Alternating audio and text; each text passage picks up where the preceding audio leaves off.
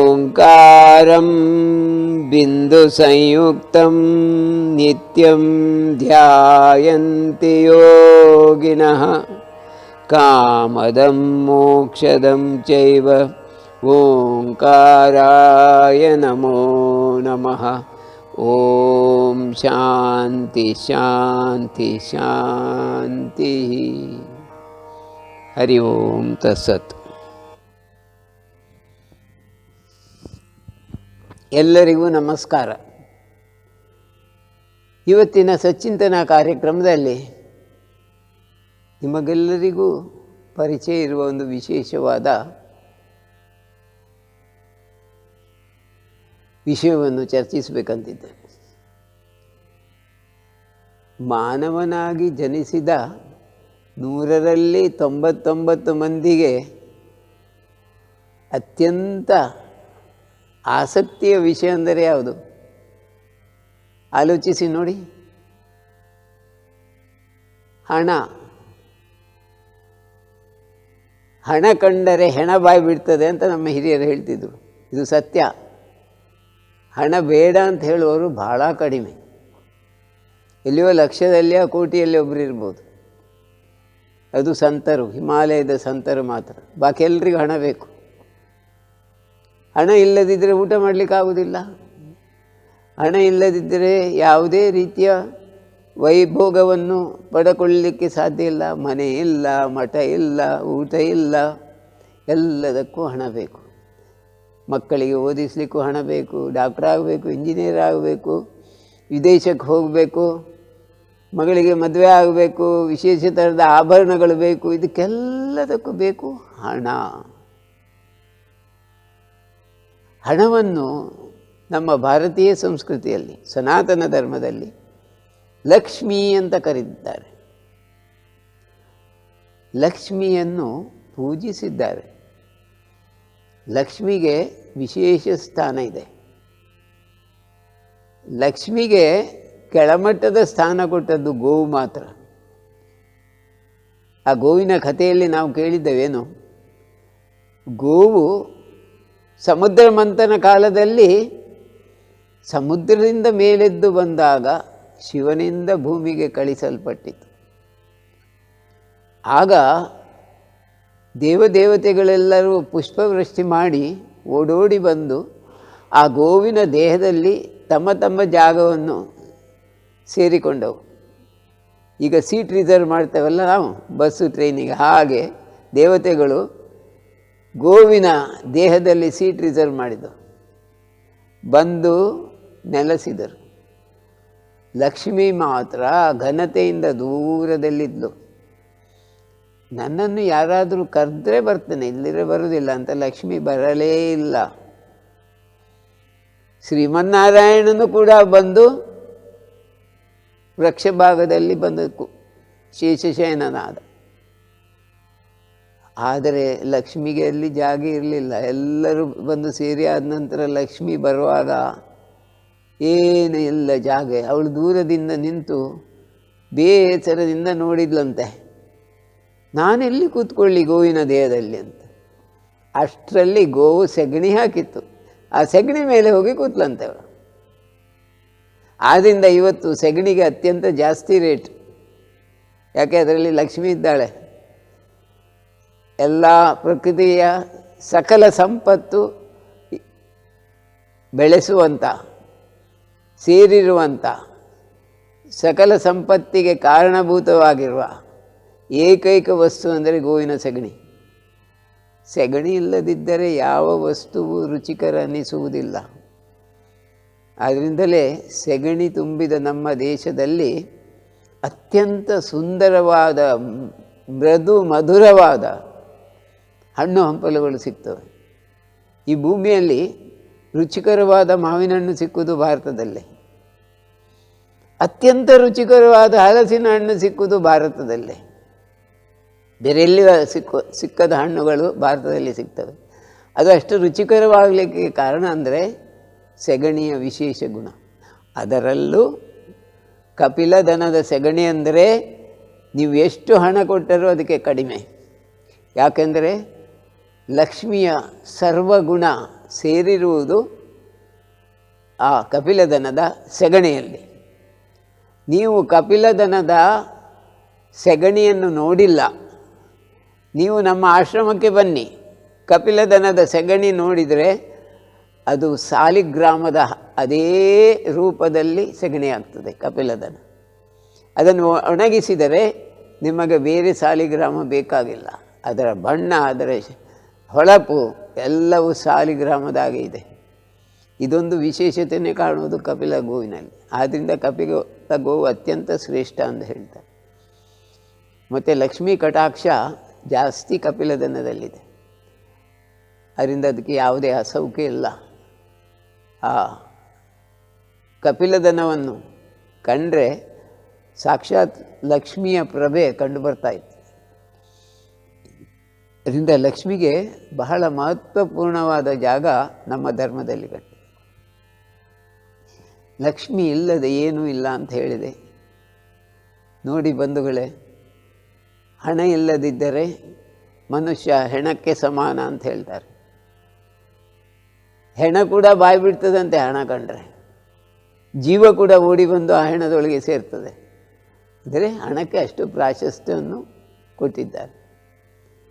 ಆದರೆ ಯಾಕೋ ನಮ್ಮ ಆಶ್ರಮದಲ್ಲಿ ನಾವು ಹಣಕ್ಕೆ ಅಷ್ಟು ಪ್ರಾಶಸ್ತ್ಯವನ್ನು ಕೊಡಲಿಲ್ಲ. ಕಾರಣ, ಆಶ್ರಮವನ್ನು ತೊಡಗುವಾಗ ನಮಗೆ ಸಿಕ್ಕಿದ ಜಾಗ ಧರ್ಮಾರ್ಥವಾಗಿ ಸಿಕ್ಕಿತು, ದಾನವಾಗಿ ಬಂದದ್ದು. ಬಾಲಕೃಷ್ಣ ಶಾಸ್ತ್ರಿ ಎಂಬ ನಿವೃತ್ತ ಸ್ಕೂಲ್ ಹೆಡ್ ಮಾಸ್ಟ್ರು ನಮಗೆ 1.85 ಸೆಂಟ್ಸ್ ಜಾಗವನ್ನು ದಾನ ಮಾಡಿ ಆಶ್ರಮಕ್ಕೆ ಅನುವು ಮಾಡಿಕೊಟ್ರು. ಆಗ ನಮ್ಮ ಹತ್ರ ಏನು ಹಣ ಇದ್ದಿಲ್ಲ. ಬಾವಿ ನೀರು ಬೇಕಲ್ಲ, ನೀರಿಗೆ ಅಲ್ಲಿ ಹಣದ ಅವಕಾಶ ಇಲ್ಲ ಹೇಳುವಾಗ ಅವರು ಜಾಗ ಕೊಟ್ಟದ್ದು ಮಾತ್ರ ಅಲ್ಲ, ಅಗ್ನಿ ಮೂಲೆಯಲ್ಲಿ ಒಂದು ಬಾವಿ ಸಹ ಮಾಡಿಕೊಟ್ರು. ಆ ಬಾವಿಯಲ್ಲಿ ನೀರನ್ನು ಈಗಲೂ ನಾವು ಉಪಯೋಗಿಸ್ತಾ ಇದ್ದೇವೆ. ಅಂತೂ ಧರ್ಮಾರ್ಥವಾಗಿ ಆಶ್ರಮ ಆಯಿತು. ಮತ್ತೆ ಬಂದ ನಿಮ್ಮಂಥ ದಾನಿಗಳಿಂದ ಆಶ್ರಮದ ಕಟ್ಟಡಗಳು ಕಟ್ಟಲ್ಪಟ್ಟು, ಮತ್ತು ಕೆಲವರು ದಾನಿಗಳು ಬಂದು ಗೋವುಗಳನ್ನು ಕೊಟ್ಟರು. ಎಲ್ಲ ಬೇಡಿ ತಂದದ್ದು. ಅಲ್ಲಿ ಹಣಕ್ಕೆ ಪ್ರಾಶಸ್ತ್ಯ ನಾವು ಕೊಡಲಿಲ್ಲ. ಈಗಲೂ ನಮಗೊಂದು ಕಪಿಲದನದ ರಿಸರ್ಚ್ ಸೆಂಟರ್ ಅಂತ ಹೊಸ ಜಾಗ ಬೇಕಿತ್ತು. ಕಳೆದ ವರ್ಷ ಆ ಜಾಗ ಕೂಡ ನೀವೇ ಕೊಟ್ಟಿದ್ದೀರಿ. ನೀವೆಷ್ಟು ಜನ ಈಗ ಕೇಳ್ತಾ ಇದ್ದೀರಾ? ನೀವೆಲ್ಲರೂ ಉದಾರ ದಾನವಾಗಿ ಕೊಟ್ಟ ಹಣದಿಂದ ಕಪಿಲ ಪ್ರಯೋಗ ಧಾಮವನ್ನು ನಾವು ಪ್ರಾರಂಭಿಸಿದ್ದೇವೆ. ಅದು ಮುಂದುವರಿಸಲಿಕ್ಕೆ ಇನ್ನೂ ಹಣ ಬೇಕಂತ ತಾತ್ಕಾಲಿಕವಾಗಿ ಕೋವಿಡಿನ ತೊಂದರೆ ಇರುವುದರಿಂದ ನಾವು ಯಾರ ಹತ್ರ ಏನು ಕೇಳಲಿಕ್ಕೆ ಹೋಗುವುದಿಲ್ಲ. ಅಲ್ಪ ಸ್ವಲ್ಪವಾಗಿ ಬಂದ ಹಣದಿಂದ ಗೋವನ್ನು ಸಾಕ್ತೇವೆ, ಗೋಶಾಲೆಯನ್ನು ಸಾಕ್ತೇವೆ, ಮುಂದುವರಿಸ್ತೇವೆ. ಆಶ್ರಮ ತನ್ನಷ್ಟಕ್ಕೆ ತೊಂದರೆ ಇಲ್ಲದೆ ಮುಂದೆ ಹೋಗ್ತಾ ಇದೆ. ಆದರೆ ಎಲ್ಲದಕ್ಕೂ ಹಣ ಬೇಕು. ಹಣ ಬರ್ತಾ ಇದೆ, ತಕ್ಕ ಮಟ್ಟಿಗೆ ಬರ್ತಾ ಇದೆ. ಹಣ ಇಲ್ಲದೆ ಯಾವುದು ಸಾಧ್ಯ ಇಲ್ಲ. ಆದರೆ ಹಣ ಬೇಕು, ಎಲ್ಲದಕ್ಕೂ ಬೇಕು, ಎಲ್ಲರಿಗೆ ಬೇಕು. ಆದರೆ ಹಣಕ್ಕಾಗಿ ನಾವು ಬದುಕುವುದಲ್ಲ, ಬದುಕಿಗಾಗಿ ಹಣ ಬೇಕು. ಹಣಕ್ಕಾಗಿ ನಾವು ಜೀವ ಬಿಡುವುದಲ್ಲ, ಜೀವವನ್ನು ಮುಂದೆ ಕೊಂಡು ಹೋಗಲು ಸ್ವಲ್ಪ ಹಣ ಬೇಕಾಗ್ತದೆ. ಅದರಿಂದ ನಮ್ಮ ಜೀವನ ಮುಡುಪಾಗಿರುವುದು ನಮ್ಮ ಜೀವನದ ಗುರಿಯ ಅತ್ತ, ಹಣದತ್ತ ಅಲ್ಲ. ಆದರೂ ಹಿಂದಿನ ಕಾಲದಿಂದ ಲಕ್ಷ್ಮಿಯನ್ನು ಪೂಜಿಸುವವರು ತುಂಬ ಜನರಿದ್ದರು. ಈಗಂತೂ 90% ಮಂದಿ ಲಕ್ಷ್ಮಿಯನ್ನೇ ಪೂಜಿಸುವವರು. ಎಲ್ಲರಿಗೆ ಹಣ ಬೇಕು. ಹಣದಿಂದ ಓಡುವವರು 95% ಇದ್ದಾರೆ. ಆ ಹಣಕ್ಕಾಗಿ ಪೂಜಿಸುವವರ ಬಗ್ಗೆ ನಾನೊಂದು ಸಣ್ಣ ಉದಾಹರಣೆ ಹೇಳ್ತೇನೆ. ಭೀಮ್ಸಿಂಗ್ ಜೋಶಿಯವರು ಒಂದು ಪದ್ಯ ಹಾಡಿದ್ದಾರೆ, ಭಾಗ್ಯದ ಲಕ್ಷ್ಮೀ ಬಾರಮ್ಮ ಅಂತ. ಅದು ಭೀಮ್ಸಿಂಗ್ ಜೋಶಿಯವರ ಪದ್ಯ ಅಲ್ಲ, ದಾಸರ ಪದ್ಯ. ಆ ದಾಸರ ಪದ್ಯಕ್ಕೆ ಸುಂದರವಾದ ರಾಗವನ್ನು ಹಾಕಿ ಭೀಮ್ಸಿಂಗ್ ಜೋಶಿಯವರು ಭಾಗ್ಯದ ಲಕ್ಷ್ಮೀ ಬಾರಮ್ಮ ಅಂತ ಒಂದು ಪದ್ಯವನ್ನು ಹಾಡಿದ್ದಾರೆ. ಆ ಪದ್ಯ ಹಾಡಲಿಕ್ಕೆ ಕಾರಣ, ಅದು ದಾಸರು ರಚಿಸಿದ ಪದ್ಯ ಹೌದು. ಆ ರಚನೆಗೆ ಹಿಂದೆ ಒಂದು ಕಥೆ ಇದೆ. ಆ ಕಥೆಯನ್ನು ಕೇಳಿದಾಗ ನಿಮಗೆ ಅರ್ಥ ಆಗ್ತದೆ ನಮ್ಮ ಆಧ್ಯಾತ್ಮಿಕ ಜೀವನದಲ್ಲಿ ದೇವಿಗೆ, ಒಂದು ಹೆಣ್ಣಿಗೆ ಎಷ್ಟು ಪ್ರಾಶಸ್ತ್ಯವನ್ನು ನೀಡಿದ್ದಾರೆ ನಮ್ಮ ಹಿಂದಿನ ಜನರು. ನಮ್ಮ ಹಿರಿಯರು ಹೆಣ್ಣಿಗೆ ಕೊಟ್ಟ ಮಾನ್ಯತೆ ಏನು ಎಂಬುದನ್ನು ನೀವು ಈ ನಿದರ್ಶನದಿಂದ, ಕಥೆಯಿಂದ ತಿಳ್ಕೊಳ್ಬೋದು. ಭಾಳ ಹಿಂದಿನ ಕಾಲದ ಕತೆ. ಅದೊಂದು ಚಿಕ್ಕ ಊರು. ಆ ಊರಿನಲ್ಲಿ ಒಬ್ಬ ಬೆಲ್ಲದ ವ್ಯಾಪಾರಿ ಇದ್ದ. ಅವ ಪ್ರಾಯವಾಗಿ ಮುದುಕನಾಗ್ತಲೇ ತನ್ನ ಹಿರಿಯ ಮಗನಿಗೆ ವ್ಯಾಪಾರವನ್ನು ಒಪ್ಪಿಸಿಕೊಡ್ತಾನೆ. ಇನ್ನು ನನಗೇನು ಕುಡ್ದಿಲ್ಲ, ನಾನು ಭಜನೆ ಹಾಡ್ತಾ ದೇವರ ನಾಮಸ್ಮರಣೆ ಮಾಡ್ತಾ ನನ್ನ ಕಾಲ ಕಳೀತೇನೆ. ನನಗೀಗಾಗಲೇ 70 ವರ್ಷ ದಾಟಿದೆ, ಅದರಿಂದ ನೀನು ನೋಡ್ಕೊ ಮಗ ಅಂತ ಹಿರಿಯ ಮಗನಿಗೆ ಬೆಲ್ಲದ ವ್ಯಾಪಾರವನ್ನು ಬಿಟ್ಟುಕೊಡ್ತಾನೆ. ಹಿರಿಯ ಮಗನಿಗೆ ಬೆಲ್ಲದ ವ್ಯಾಪಾರದಲ್ಲಿ ಹೆಚ್ಚಿನ ತರಬೇತಿ ಇದ್ದಿಲ್ಲ, ಆದರೂ ನಡೆಸಿಕೊಂಡು ಹೋಗ್ತಾನೆ. ತುಂಬ ಸಾಧು ಸ್ವಭಾವದ ಹುಡುಗ. ತಂದೆ ಮಾಡ್ತಿರುವ ವ್ಯಾಪಾರವನ್ನು ನೋಡಿಯೇ ಕಲ್ತದ್ದವ. ಹಾಗೆ ಮುಂದೆ ಹೋಗ್ತಾ ಇದ್ದ. ಏನು ತೊಂದರೆ ಇಲ್ಲದೆ ಊಟಕ್ಕೆ ತಕ್ಕ ಎಷ್ಟು ಬೇಕು ಅಷ್ಟು ಆ ವ್ಯಾಪಾರದಲ್ಲಿ ಸಿಗ್ತಾಯಿತ್ತು. ಇದರಿಂದ ವ್ಯಾಪಾರ ಮುಂದೆ ಹೋಗ್ತಾ ಇತ್ತು. ಅವನ ಎರಡನೇ ಮಗ ಮದುವೆ ಆಗಿಲ್ಲ. ಅವ ವ್ಯಾಪಾರದಿಂದಲೇ ಹಣ ತೆಗೆದು ಬೇಡದ ವಿಷಯದಲ್ಲಿ ಖರ್ಚು ಮಾಡಿ ಅಲ್ಪ ಸ್ವಲ್ಪ ಮಾದಕ ದ್ರವ್ಯವನ್ನು ಸೇವಿಸುವುದನ್ನು ಕಲಿತು ಕಡೆಗೊಂದು ದಿನ ಊರು ಬಿಟ್ಟು ಓಡಿ ಹೋಗ್ತಾನೆ. ಈ ಬಗ್ಗೆ ಚಿಂತೆ ತಂದೆ ತಾಯಿಗಳಿಗೆ ಬಹಳ ಇರ್ತದೆ. ಇನ್ನು ಮುಂದೆ ನಮ್ಮ ಮನೆಯನ್ನು ನಡೆಸುವುದು ಯಾರು? ದೊಡ್ಡ ಮಗ ವ್ಯಾಪಾರ ನೋಡಿಕೊಂಡು ಬೆಳಗಿಂದ ರಾತ್ರಿ ತನಕ ಅಲ್ಲೇ ಇರ್ತಾನೆ. ಅವನ ಹೆಂಡತಿ ತುಂಬ ಸಾಧು, ಅವಳು ವಿದ್ಯಾವಂತಳಲ್ಲ, ಅವಳಲ್ಲಿ ಚುರುಕುತನ ಇಲ್ಲ. ಅದರಿಂದ ಮುಂದೆ ನಮ್ಮ ದೈವಿಕ ಕೆಲಸವನ್ನು ನೋಡಿಕೊಳ್ಳೋರು ಯಾರು ಎಂಬ ಚಿಂತೆ ಅತ್ತೆಗೆ. ಗಂಡನಿಗೂ ತುಂಬ ಪ್ರಾಯ ಆಗಿದೆ, 75 ದಾಟಿದೆ, ಇನ್ನು ಮುಂದೆ ನಮ್ಮ ಮನೆತನದ ಗತಿ ಏನು ಎಂದು ಚಿಂತಾಕ್ರಾಂತಳಾಗ್ತಾಳೆ. ಹಾಗೆ ಅವಳು ಸಣ್ಣ ಮಗನಿಗೆ, ಒಂದು ಕೊನೆಯ ಮಗ, 3ನೇವ, ಒಂದು ವಿವಾಹ ಮಾಡಿ ಸೊಸೆಯನ್ನು ಮನೆಗೆ ತರ್ತಾರೆ. ಸೊಸೆ ತುಂಬ ಲಕ್ಷಣವಾಗಿದ್ಲು, ನೋಡಲು ಚಂದವಾಗಿದ್ಲು. ಅವಳ ಹೆಸರು ಲಕ್ಷ್ಮಮ್ಮ. ಲಕ್ಷ್ಮಮ್ಮ ನೋಡಲು ಲಕ್ಷ್ಮಿಯಂತೆ ಇದ್ಲು. ಅವಳನ್ನು ಕರೆತಂದಾಗ ಅತ್ತೆಗೆ ಬಹಳ ಖುಷಿ ಆಗ್ತದೆ. ನಮ್ಮ ಮನೆಯನ್ನು ತುಂಬುವ ಒಂದು ವಿಶೇಷ ಸ್ತ್ರೀಯಾಗಿ ಈಕೆ ಮನೆಗೆ ಬರ್ತಾಳೆ ಎಂಬ ಭಾವನೆ ಅತ್ತೆಯ ಮನಸ್ಸಿನಲ್ಲಿ ಸೇರ್ತದೆ. ಎಲ್ಲರೂ ಸಂತೋಷದಿಂದ ಅವಳನ್ನು ಮದುವೆ ಮಾಡಿ ಮನೆ ತುಂಬುತ್ತಾರೆ. ಮನೆ ತುಂಬುವ ವೇಳೆ ಅವಳು ಹೊತ್ತುಕೊಂಡು ಬರುವುದು ಒಂದು ಲಕ್ಷ್ಮಿಯ ವಿಗ್ರಹ. ಆ ವಿಗ್ರಹ ಸುಮಾರು 1 ಅಡಿ ಎತ್ತರ ಇರ್ತದೆ. ಅದನ್ನು ತಂದು ಅವಳು ನೇರವಾಗಿ ದೇವರ ಮನೆಗೆ ಹೋಗಿ ಅದಕ್ಕಾಗಿ ತಯಾರಿಸಿದ ಜಾಗದಲ್ಲಿ ಅದನ್ನಿಟ್ಟು ಮಾಲೆ ಹಾಕಿ ಪೂಜೆ ಮಾಡಿ ನಮಸ್ಕಾರ ಮಾಡ್ತಾಳೆ. ಎಲ್ಲರಿಗೂ ಆ ಲಕ್ಷ್ಮಿಯ ಮೂರ್ತಿಯನ್ನು ನೋಡಿ ಬಹಳ ಸಂತೋಷವಾಗ್ತದೆ.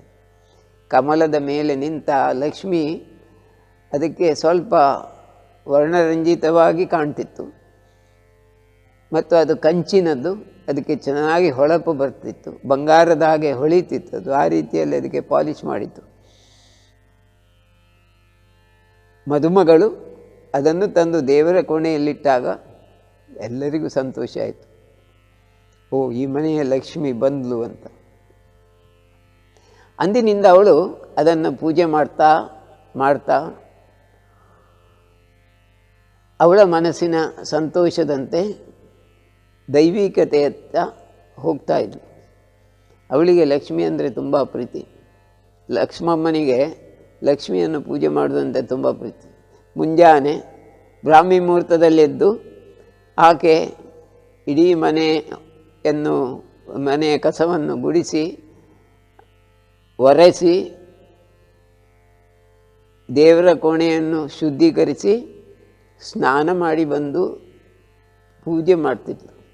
ಪೂಜೆ ಮಾಡಿ ಧ್ಯಾನಕ್ಕೆ ಕೂತ್ಕೊಳ್ತಿದ್ಳು. ಧ್ಯಾನ ಸುಮಾರು 1 ಗಂಟೆಯ ಕಾಲ ಧ್ಯಾನ ಮಾಡ್ತಿದ್ಳು. ಒಂದೊಮ್ಮೆ ಆ ಮನೆಗೆ ಬಂದ ಹೆಂಗಸೊಬ್ಬಳು ಕೇಳ್ತಾಳೆ, ನಿನಗೆ ಈ ಧ್ಯಾನ ಕಲಿಸಿದ್ಯಾರು? ನೀನು ಕೂತ್ರೆ 1-1.5 ತಾಸು ಕೂರ್ತೀಯಲ್ಲ, ಆಗ ನೀನೇನು ಮಾಡೋದು ಧ್ಯಾನ ಅಂದರೆ ಅಂತ. ಆಗ ಲಕ್ಷ್ಮಮ್ಮ ಹೇಳ್ತಾಳೆ, ಧ್ಯಾನ ಅಂದರೆ ಏನಂತ ನನಗೇ ಗೊತ್ತಿಲ್ಲಮ್ಮ. ನನಗೆ ಈ ವಿಗ್ರಹವನ್ನು ಒಬ್ಬರು ಮಹಾನ್ ಸಂತರು ಕೊಟ್ಟದ್ದು. ಅವರು ಹಿಮಾಲಯದಿಂದ ಬಂದಿದ್ದರು. ಅವರು ನಮ್ಮ ಮನೆಗೆ ಬಂದಾಗ ನಾನು ಚಿಕ್ಕವಳಿರುವಾಗ, ನೀನು ಮುಂದಕ್ಕೆ ಇದನ್ನು ಉಪಯೋಗಿಸುವಂತೆ ನೀನು ಕೊಂಡು ಹೋಗಬೇಕು. ಮದುವೆ ಆಗಿ ಹೋಗುವಾಗ ಇದು ನಿನ್ನ ಹತ್ರವೇ ಇರಬೇಕು. ಇದಕ್ಕೂ ನಿನ್ನ ಪೂರ್ವಜನ್ಮಕ್ಕೂ ಒಂದು ಸಂಬಂಧವಿದೆ, ಕೊಂಡು ಹೋಗುವಂತ ಕೊಟ್ಟದ್ದು. ಅದನ್ನು ನಾನು ದಿನನಿತ್ಯ ಪೂಜಿಸ್ತಾ ಇದ್ದೆ. ಈಗ ಇಲ್ಲಿಗೆ ಬಂದಿದ್ದೇನೆ, ಅದನ್ನು ಹಿಡ್ಕೊಂಡು ಬಂದು ಇಲ್ಲಿ ಪೂಜಿಸ್ತಾ ಇದ್ದೇನೆ. ಪೂಜೆ ಆದ ನಂತರ ಕಣ್ಣು ಮುಚ್ಚಿದಾಗ ನಾನು ನನ್ನನ್ನೇ ಮರೆತು ಹೋಗುತ್ತೇನೆ. ನಾನು ನನ್ನನ್ನೇ ಮರೆಯುವುದು, ಯಾವ ಆಲೋಚನೆ ಇಲ್ಲದ ಸ್ಥಿತಿಯೇ ಧ್ಯಾನ. ನಾನು ಲಕ್ಷ್ಮಿಯ ಧ್ಯಾನ ಮಾಡುವುದು ಅಥವಾ ದೇವರ ಧ್ಯಾನ ಮಾಡುವುದು ಅಂತ ಹೇಳುವುದಿಲ್ಲ. ನಾನು ಎಲ್ಲವನ್ನು ಮರಿತೇನೆ. ನಾನು ಎಲ್ಲವನ್ನು ಮರೆತು ಆನಂದದ ಸ್ಥಿತಿಗೆ ಹೋಗ್ತೇನೆ. ನಾನು ಇಲ್ಲದಾಗ್ತೇನೆ. ಅಷ್ಟೇ ಗೊತ್ತು ನನಗೆ. ಸನ್ಯಾಸಿಗಳು ಅದನ್ನೇ ತಿಳಿಸಿಕೊಟ್ಟಿದ್ದಾರೆ, ಹಾಗೆ ಆಶೀರ್ವಾದ ಮಾಡಿದ್ದಾರೆ. ಹಾಗೆ ನಾನು ಆಗಿದ್ದೇನೆ. ಇದರ ಹೊರತು ನನಗೆ ಧ್ಯಾನದ ಬಗ್ಗೆ ಏನೂ ಗೊತ್ತಿಲ್ಲ ಅಂತ ಹೇಳಿದೆ. ಆಗ ಅದು ಕೇಳಿದವಳಿಗೂ ಪೂರ್ತಿ ಅರ್ಥ ಆಗೋದಿಲ್ಲ. ಆದರೂ ಏನೋ ಇವಳು ಮಾಡ್ತಾಳೆ ಅಂತ ಅವಳ ಪೂಜಾ ಸಮಯದ ವೇಳೆಯಲ್ಲಿ ಆಗಾಗ ಬರ್ತಿದ್ಲು. ಅವಳು ಪಕ್ಕದ ಮನೆಯವಳು ಬಂದಲ್ಲಿ ಕೂಡ್ತಾ ಇದ್ಲು. ಕ್ರಮೇಣ ಅವಳಿಗೂ ಆ ಧ್ಯಾನದ ಏನೋ ಒಂದು ಅನುಭವ ಬರಲಿಕ್ಕೆ ಶುರುವಾಯಿತು. ಹಾಗೆ ಅವಳಿಗೆ ಎಲ್ಲ ರೀತಿ ಸಹಾಯ ಮಾಡಲಿಕ್ಕೆ ಅವಳು ಪಕ್ಕದ ಮನೆಯವಳು ಬರ್ತಾಯಿದ್ಲು. ಹೀಗೆ ಕಾಲಕ್ರಮೇಣ ಕೋವಿಡಿನಂಥ ಪರಿಸ್ಥಿತಿ ಬರ್ತದೆ. ಹಿಂದಿನ ಕಾಲದಲ್ಲಿ ಪ್ಲೇಗಿನ ಸಮಯ, ಜನರು ಸಾಯಲಿಕ್ಕೆ ಶುರು ಆಗ್ತಾರೆ. ಮನೆಗಳಿಗೆ ಪ್ಲೇಗ್ ಆದ ಕೂಡಲೇ ಮನೆಗಳಿಗೆ ಬೆಂಕಿ ಕೊಡ್ತಿದ್ರು, ಯಾಕೆಂದರೆ ಅದಕ್ಕೆ ಔಷಧ ಇದ್ದಿಲ್ಲ. ಪ್ಲೇಗಿನಿಂದಾಗಿ ಹಳ್ಳಿಗಳೇ ಸುಟ್ಟು ಹೋಗ್ತಿತ್ತು, ನಾಶವಾಗ್ತಿತ್ತು. ಅಂಥ ಸಮಯದಲ್ಲಿ ಅವಳ ಗಂಡನ ಅಣ್ಣ ಬೆಲ್ಲದ ವ್ಯಾಪಾರಿ ಬಹಳ ಪ್ರಾಣಾಂತಿಕವಾದಂಥ ಅಸೌಖ್ಯದಲ್ಲಿ ಬೀಳ್ತಾನೆ. ಪ್ಲೇಗಲ್ಲ, ಬದಲಾಗಿ ಅವನಿಗೆ ಏನೋ ಒಂದು ವಿಶೇಷವಾದ ಅಸೌಖ್ಯ ಬರ್ತದೆ. ತುಂಬ ಜ್ವರ ಬರ್ತದೆ. ಯಾವ ವೈದ್ಯರಿಂದ ಗುಣಪಡಿಸಲಿಕ್ಕಾಗೋದಿಲ್ಲ. ಆಗ ಇವಳು ಬಹಳ ಬೇಸರದಿಂದ ದುಃಖದಿಂದ ಬಹಳ ಕಷ್ಟಪಟ್ಟು ಆ ಅಸೌಖ್ಯವಾದ ಗಂಡನ ಅಣ್ಣನ ಸೇವೆ ಮಾಡ್ತಾಳೆ. ಮಾಡಿ ದೇವಿ ಹತ್ರ ಬೇಡಿಕೊಳ್ತಾಳೆ, ನಮ್ಮ ಮನೆತನದ ಅನ್ನವೇ ಇವರು ದುಡಿಯದಿದ್ದರೆ ನಮಗೆ ಏನೂ ಇಲ್ಲ, ಆದ್ದರಿಂದ ಅವರನ್ನು ಬದುಕಿಸುವಂತ. ಅವರು ತುಂಬ ವೀಕ್ ಆಗ್ತಾರೆ. ಅದರಿಂದ ಮನೆಯಲ್ಲಿ ಬಡತನ ಕಾಲಿಡ್ತದೆ.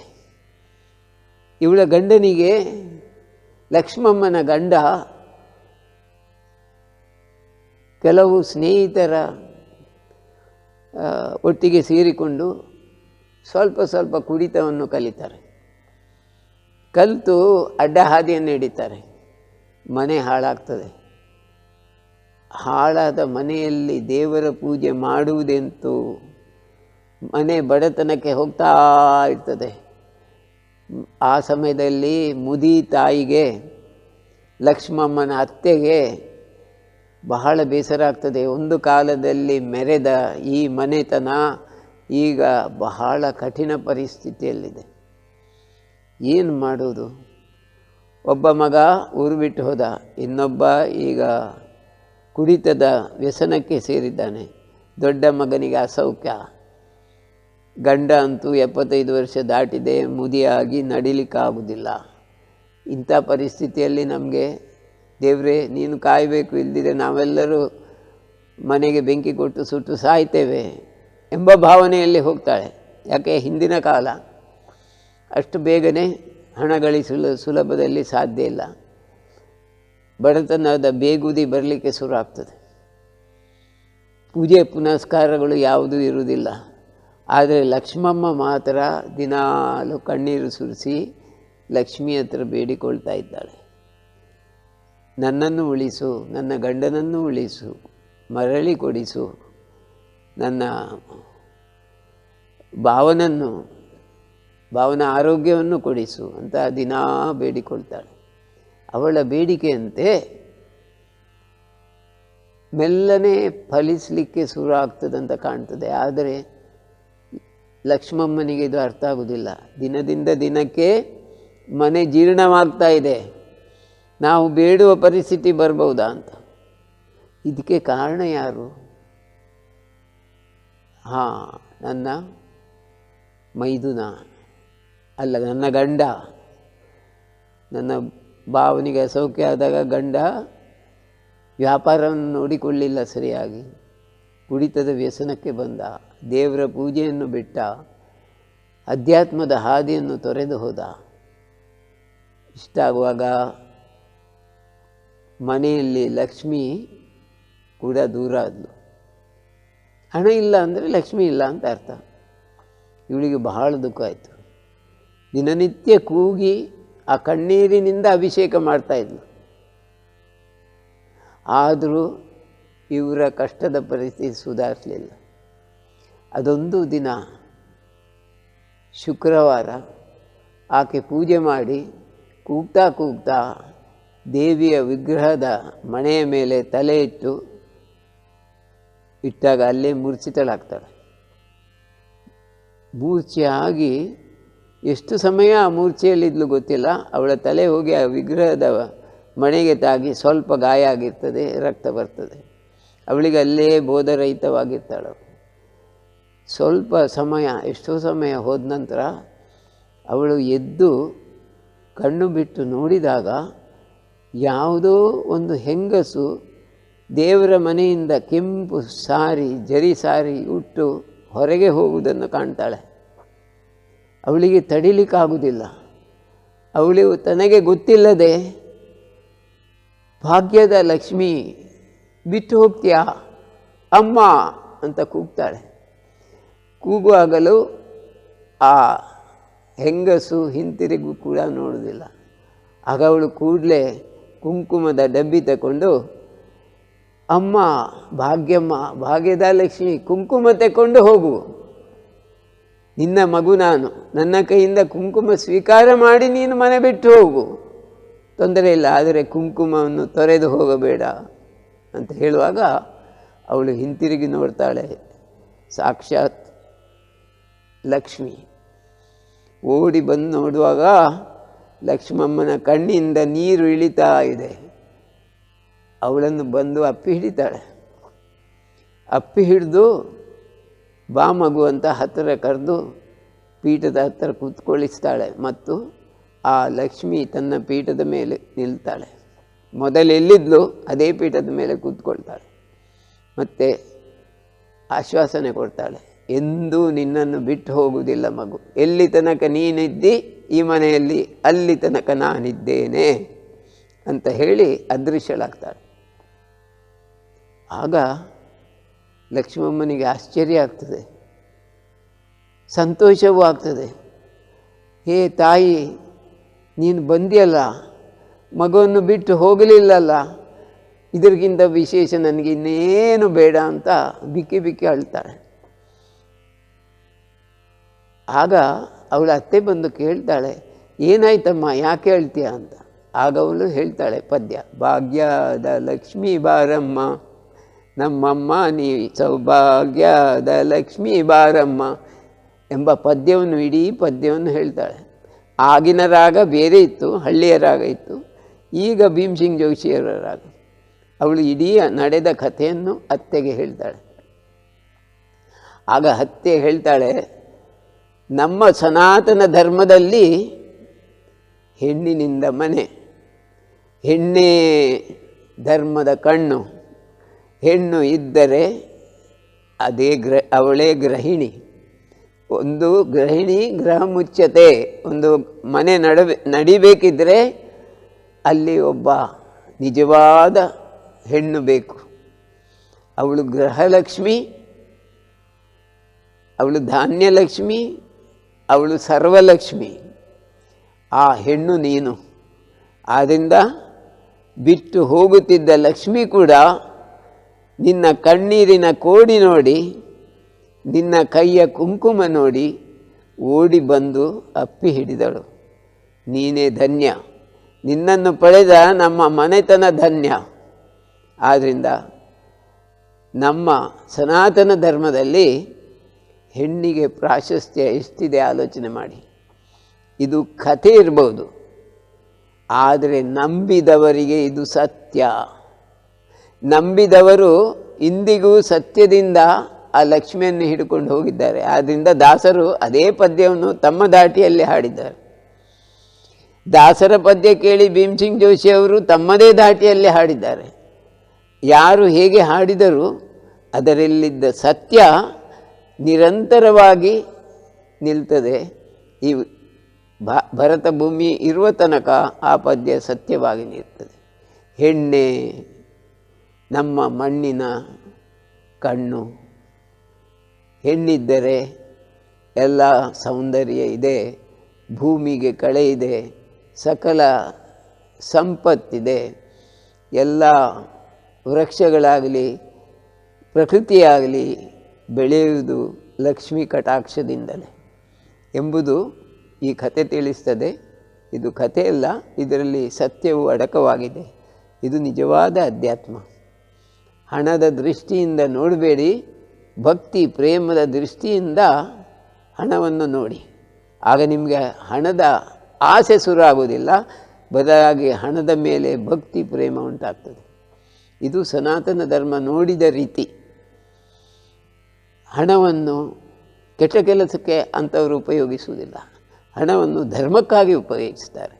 ಅದೇ ನಮ್ಮ ಸನಾತನ ಧರ್ಮದ ಸಂಸ್ಕೃತಿ. ಇಂದ ನಮಗೆ ಹಣ ಬೇಕು. ಈಗ ನಮ್ಮ ಆಶ್ರಮ ಮುಂದೆ ಹೋಗಲಿಕ್ಕೂ ಹಣ ಬೇಕು, ಗೋವುಗಳನ್ನು ಸಾಕಲಿಕ್ಕೂ ಹಣ ಬೇಕು. ನಮಗೆ ಬೇಕಾದ ಹಣ ನೀವು ಕೊಡ್ತಾ ಇದ್ದೀರಿ. ತಕ್ಕ ಮಟ್ಟಿಗೆ ನಾವು ಸುಧಾರಿಸಿಕೊಂಡು ಹೋಗ್ತಾ ಇದ್ದೇವೆ. ಮುಂದೆ ದೊಡ್ಡ ಕೆಲಸ ಆಗಬೇಕಿದ್ರೂ ನಿಮ್ಮಿಂದಲೇ ಆಗಬೇಕು.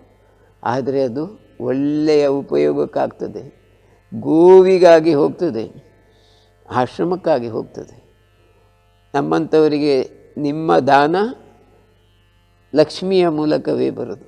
ಆದ್ದರಿಂದ ಆ ಲಕ್ಷ್ಮೀ ಕಟಾಕ್ಷಕ್ಕೆ ನಾವು ಕೈ ಮುಗಿದು ಬೇಡಿಕೊಂಡು ಇವತ್ತಿನ ಸತ್ಸಂಗವನ್ನು ಇಲ್ಲಿಗೆ ನಿಲ್ಲಿಸೋಣ.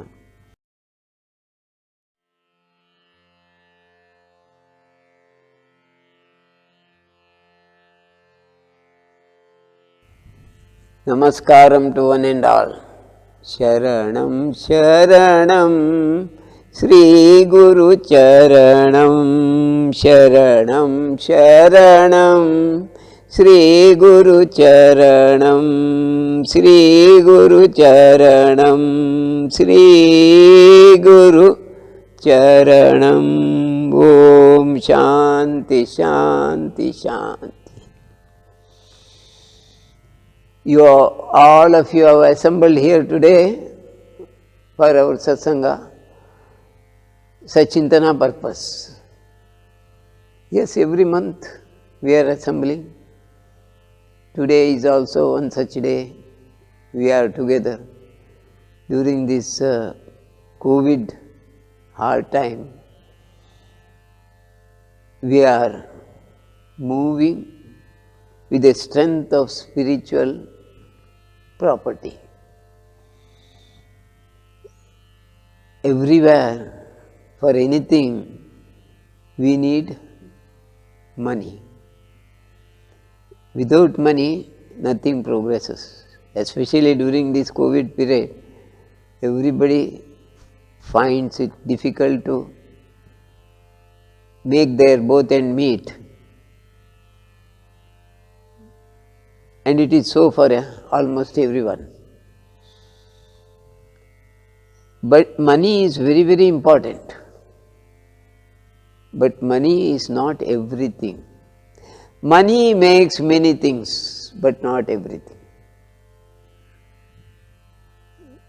Money cannot purchase happiness. Money will never give you love, peace and harmony.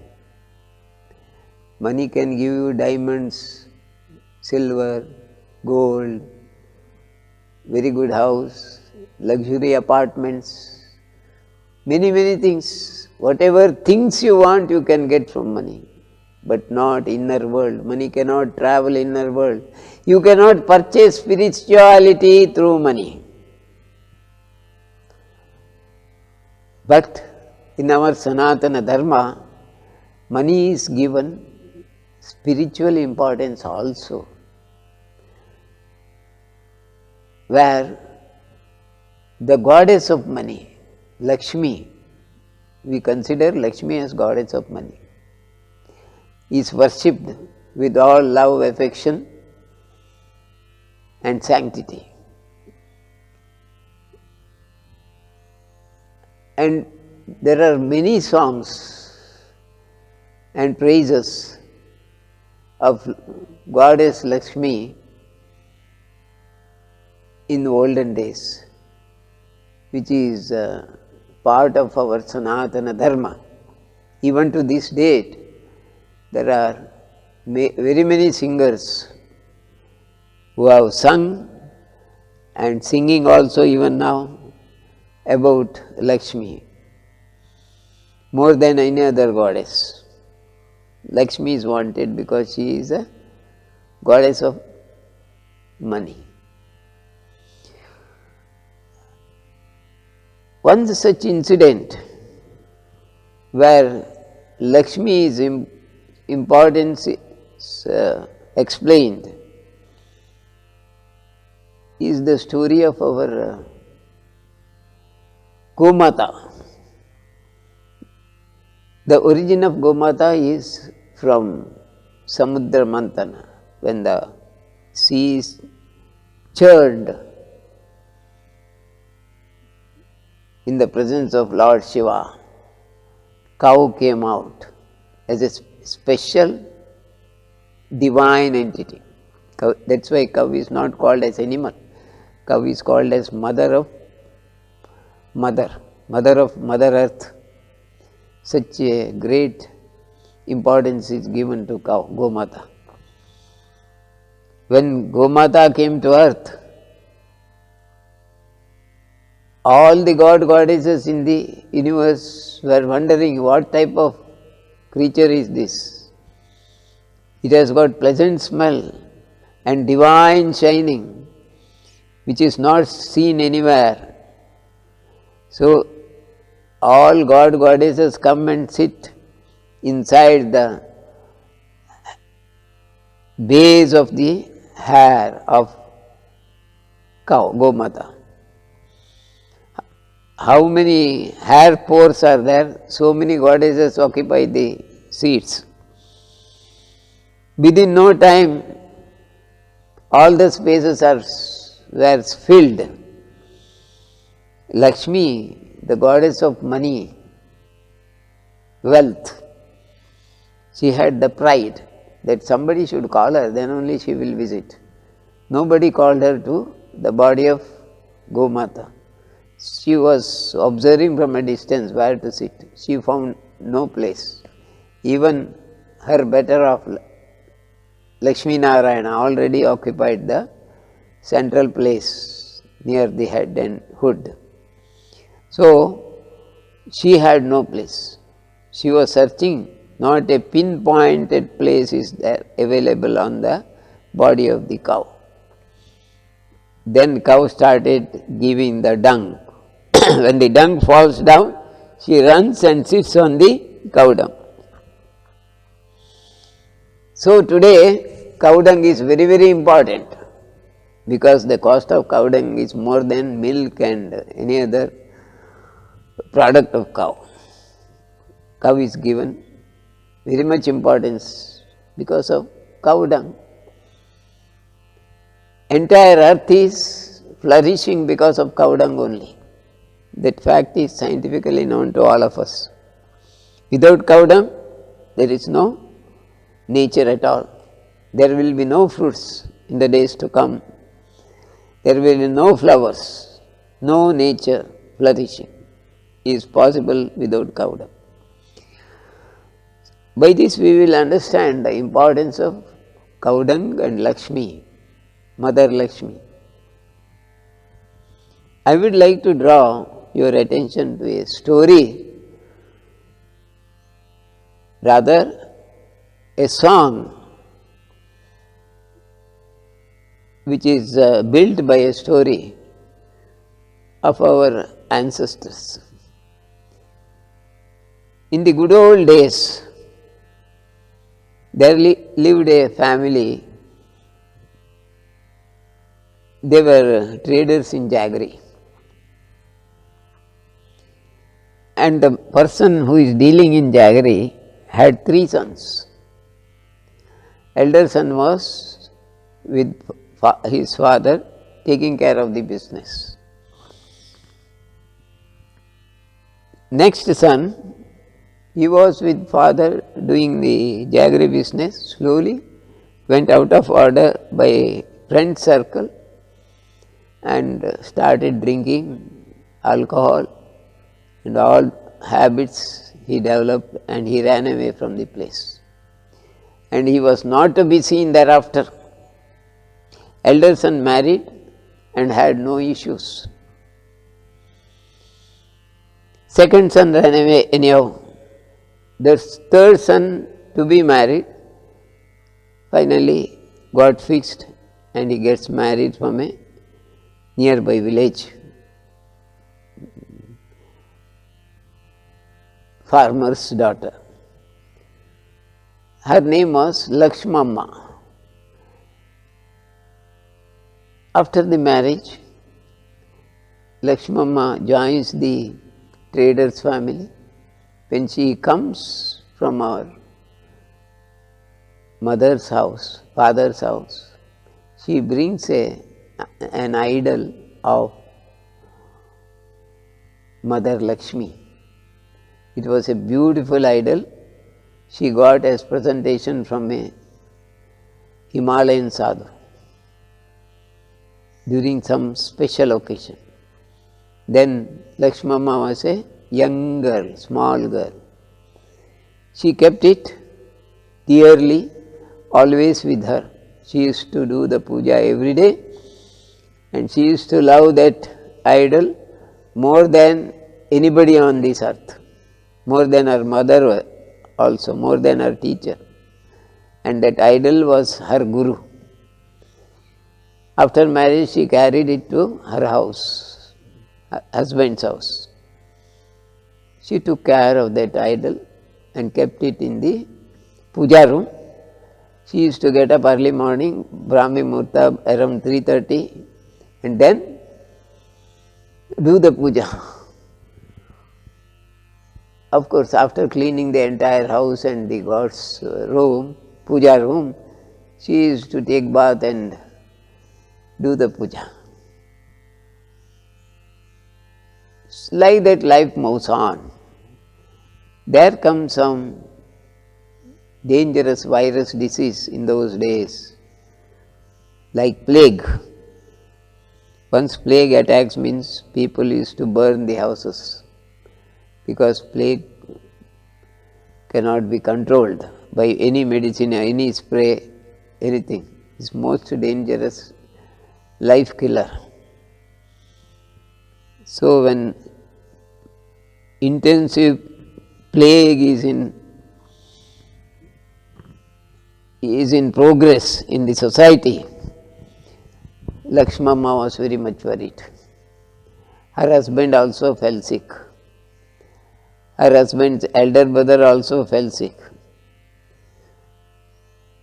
Her father-in-law also fell sick because of old age. Her mother-in-law was fairly good and Lakshmamma was also good. She has taken care of entire family during sickness of all other people in the house. She was almost crying every day and praying, our house is going to be like a hell because everyone is in distress. There is no money flowing, business is closed. Husband's younger brother ran away. My husband is in sickness. What shall I do now? Oh Lakshmi, Mother Lakshmi, except you nobody is there to take care of me. Do something. I don't want money much. I want only to live whatever little required. You please give by your blessings. Without your blessings, money has no value. So please bless. Please give us good health and keep our family as it was before. She was praying this every day, almost every day. One day, one Friday, she was praying. Suddenly, she became unconscious, fell. Her head fell on the stool, the base of the Lakshmi idol, and she had a small wound on her forehead. Little blood came out, but she became unconscious. She was not knowing what was happening. After some time, she got the prajna, awareness. She slightly opened her eyes. Suddenly she saw a beautiful red color sari woman was walking out from the puja room. She wondered, who is this nymph, so beautiful? She called without her knowledge, oh Mother Lakshmi, you are leaving me, you are going out from this room.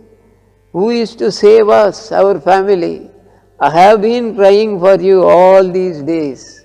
Now if you go, I will not live, I will die. On this moment itself, I am going to die. She shouted and cried, but still Lakshmi never turned out. That woman never turned her face. She simply walked out. Then immediately she took the kumkum, the brown powder we are applying, tilak. The brown tilak, she called Lakshmi, oh Mother, take your kumkum. I apply kumkum on your forehead, then you live. Then you can live. Without kumkum, don't live. Bless me and bless every one of us and then live. She cried. Hearing the voice of Lakshmamma, Mother Lakshmi turned back, looked at Lakshmamma. She saw the crying face of young Lakshmamma. She went near and embraced and sat on her pitam, her seat, the crown. Then she blesses Lakshmamma and says, I will never leave you at any time in the future. I will be here always on this seat, she promises. Then Lakshmamma was awakened. She saw the shining Lakshmi's idol in the room. She was jumping with joy that Lakshmi has come back. She started singing the song, Bhagya da Lakshmi Baramma. This is what great Bhimsingh Joshi has sung. This is what many saints have sung, great dasas have sung. That song, origin of song, is because of this story. Whether we believe or not as truth, whether we accept this as a story or not, but the principle behind this story is lost house is corrected and created by a noble mother of the house.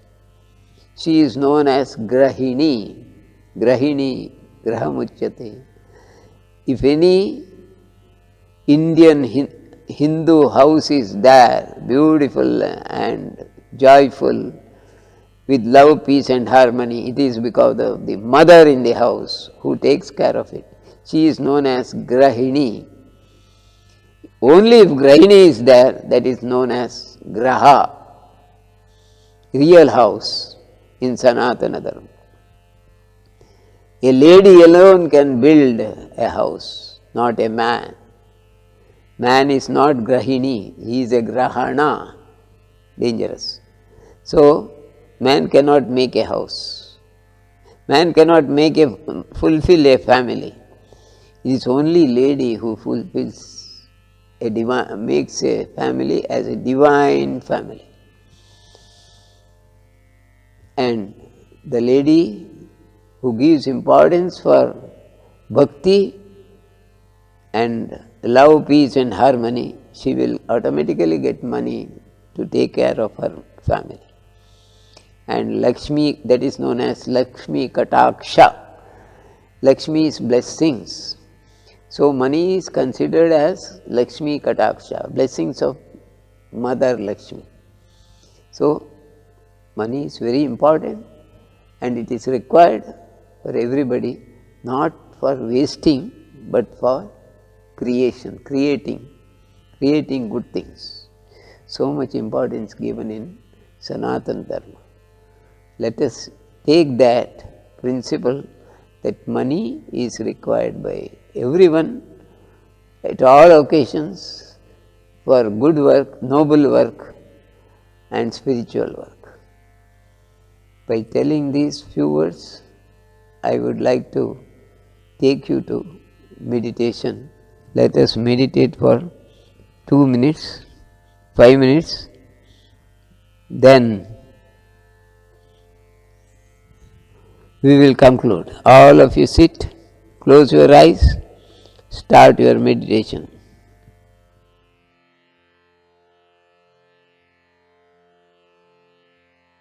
ಈಗ 5 ನಿಮಿಷ ಧ್ಯಾನ ಮಾಡುವ.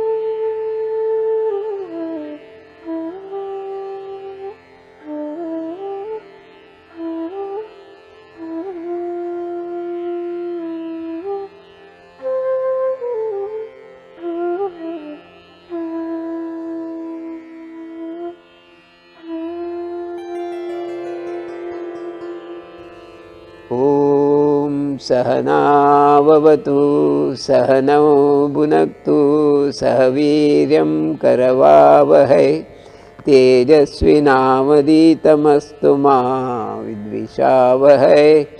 ओम शांति शांति शांति। हरि ओम तत्सत्।